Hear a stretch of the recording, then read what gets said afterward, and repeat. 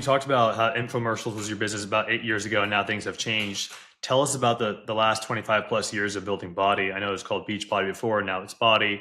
Tell us the journey from day one, and then what you've learned, 25 plus years later. Well, we didn't start out to necessarily be a transformation company. I knew that infomercials at the time could be a very compelling way to, you could develop a solution for anything. It could be beauty, it could be fitness like we do, it could be helping people cook.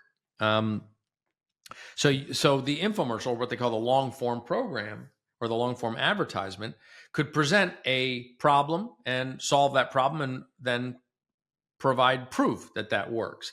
And we found that it was a very compelling offer proposition to develop content that could be delivered on VHS tapes at the time, and then DVDs, and now obviously digital, that could be far more cost effective than hiring a trainer, and far more productive and efficient than just going and wandering around the gym or downloading random YouTube videos. Like, we would put people on a real journey.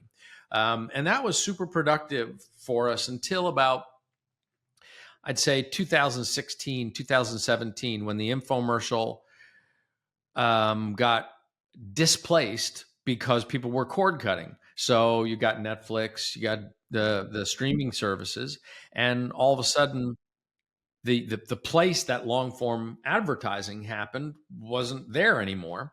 And we had to find another way to communicate with people. And that's really been the journey. In the middle of that, the pandemic happens, and the supply demand changes, because all of a sudden the entire supply of fitness got cut off because people couldn't go into a gym. So demand for home fitness absolutely spiked, which created this swell of in-home fitness companies. Obviously, the birth of Peloton and Tonal and Mirror. Then literally within months of the pandemic ending, I would call it the great home fitness dislocation, because it was sort of like, a tsunami wave, right? Rolls in and then it's going to roll right back out. And people are like, I don't want to be trapped in my home. And so we lost the infomercial, and now all these competitors are around us, and everybody's like, the demand just evaporated. So it's been a process of reinvention for the last, I'd say, 3.5 years,